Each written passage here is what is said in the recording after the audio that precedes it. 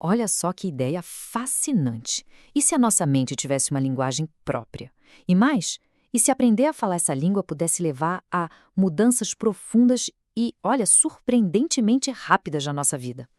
Tudo começa com uma frase que é assim, o pilar de tudo. O mapa não é o território. Essa é a base da programação neurolinguística, a famosa PNL. Mas o que isso quer dizer na prática? É simples, na verdade. A nossa percepção da realidade, o nosso mapa mental, não é a realidade em si. É só uma representação, um filtro. E por que isso é tão importante? Porque se o mapa não é o território, isso significa que a gente pode redesenhar o mapa.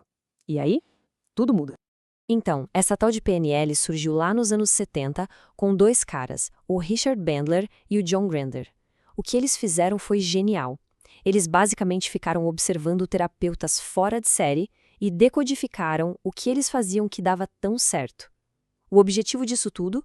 Criar um manual de instruções, um conjunto de ferramentas para a gente poder reprogramar esses mapas internos que guiam a nossa vida e que, na maioria das vezes, rodam no piloto automático, sabe? Ok, eu sei. Falar de mapas e territórios pode soar meio abstrato, né? Por isso mesmo, para a gente entender o poder real disso, vamos deixar a teoria de lado um pouquinho e mergulhar numa história real. Uma história humana, concreta e, olha, impressionante, que mostra direitinho como essa tecnologia da mente funciona na prática. A nossa história começa num seminário, lá em Santa Catarina, e a personagem principal dessa história é a Joana. Claro, é um nome fictício para proteger a identidade dela, mas a luta que ela travava era muito real, e era visível para todo mundo que estava lá, antes mesmo do evento começar. Então, imagina a cena. A Joana chegou de muleta. O rosto dela, a palidez, já entregava tudo. Dava para ver que ela sentia uma dor constante, uma dor severa. E a origem de tudo isso era um baita trauma físico, um acidente que tinha virado a vida dela de cabeça para baixo. O desafio ali para qualquer tipo de intervenção era gigante. E quando a gente olha os detalhes aqui, dá pra ver que o buraco era bem mais embaixo, não foi uma lesãozinha qualquer. O acidente de moto causou múltiplas fraturas: quadril, fêmur, joelho, tíbia, tornozelo, uma lista enorme. E como se não bastasse, um erro médico durante uma das cirurgias fez com que um tendão fosse conectado no lugar errado. Isso, claro, só perpetuava a dor. A grande pergunta no ar era: será que a PNL, uma técnica mental, poderia fazer alguma coisa diante de um problema físico tão grave, tão documentado?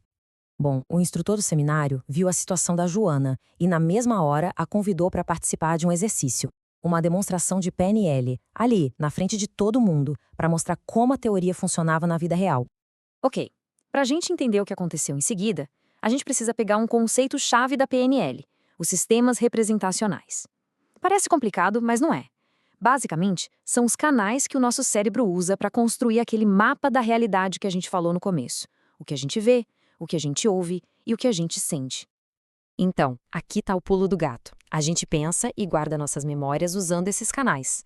Algumas pessoas são mais visuais, pensam mais em imagens, outras são mais auditivas. E a dor? Bom, a dor é uma experiência sinestésica, de sensação, claro, mas muitas vezes ela vem junto com uma imagem mental ou até um som interno. E é exatamente aí que a mágica acontece. E o processo foi exatamente esse, como a gente está vendo. Primeiro, o instrutor pediu para Joana descrever a dor, mas não com palavras como forte ou fraca, e sim sensorialmente. E ela descreveu a dor não só como um calor intenso, mas também associada a uma imagem visual muito nítida. A intervenção foi super simples, mas genial. Ele a guiou para, mentalmente, lavar essa imagem quente com água fria. E o resultado foi quase instantâneo. A tensão no rosto dela sumiu e ela disse que a dor estava diminuindo. De verdade. Parecia que estava dando tudo certo. A técnica estava funcionando, a dor diminuindo, mas aí, bem no meio do alívio, aconteceu uma coisa totalmente inesperada. O corpo dela mandou um sinal novo, um sinal completamente diferente. E essa parte da história é simplesmente fascinante, porque é aqui que a gente vê que PNL não é um truque de mágica. É, na verdade, um diálogo profundo com as diferentes partes da nossa mente. Pensa comigo um instante. A dor física, que era o problema principal, estava indo embora. O que poderia aparecer no lugar? A resposta para isso mostra o quão complexa e inteligente é a nossa neurologia. E o novo sintoma foi esse aí, uma taquicardia. Do nada, o coração dela começou a acelerar sem nenhum motivo aparente. Para qualquer um olhando de fora, isso poderia parecer, sei lá, um efeito colateral preocupante, um sinal de que alguma coisa tinha dado muito errado. Só que, na ótica da PNL, isso não é visto como um erro, como um problema. Muito pelo contrário, isso é interpretado como uma mensagem importante. Era como se uma parte do sistema da Joana estivesse levantando a mão e dizendo: opa, peraí, a gente precisa conversar sobre essa mudança. E é aqui que a gente entra num dos conceitos mais bonitos da PNL. A ideia de que todo comportamento, até mesmo um sintoma negativo, como a dor ou essa taquicardia, tem uma intenção positiva na sua raiz. Ele está tentando fazer alguma coisa de bom para a pessoa, mesmo que de um jeito meio torto, meio desajeitado. Agora, olha que interessante a lógica por trás disso. Aquela taquicardia era, no fundo, um sinal de medo. Uma parte inconsciente da Joana estava agindo como um guarda-costas superprotetor. A função dessa parte era garantir que ela não se machucasse de novo, e a dor era a principal ferramenta de alerta dela. Na hora que a dor começou a sumir, esse guarda-costas entrou em pânico e disparou o alarme. E a solução, então, não era lutar contra esse sintoma, mas sim negociar com ele.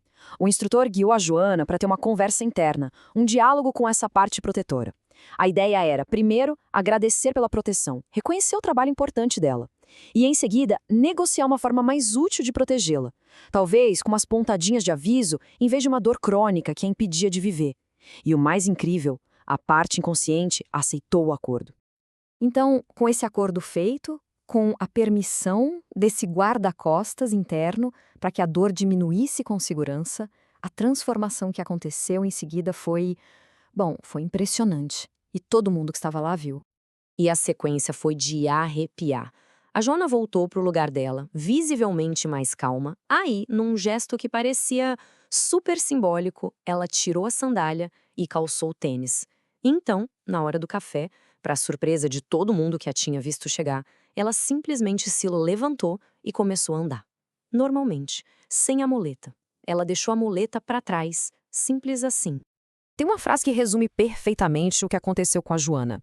Nós não somos prisioneiros das nossas histórias.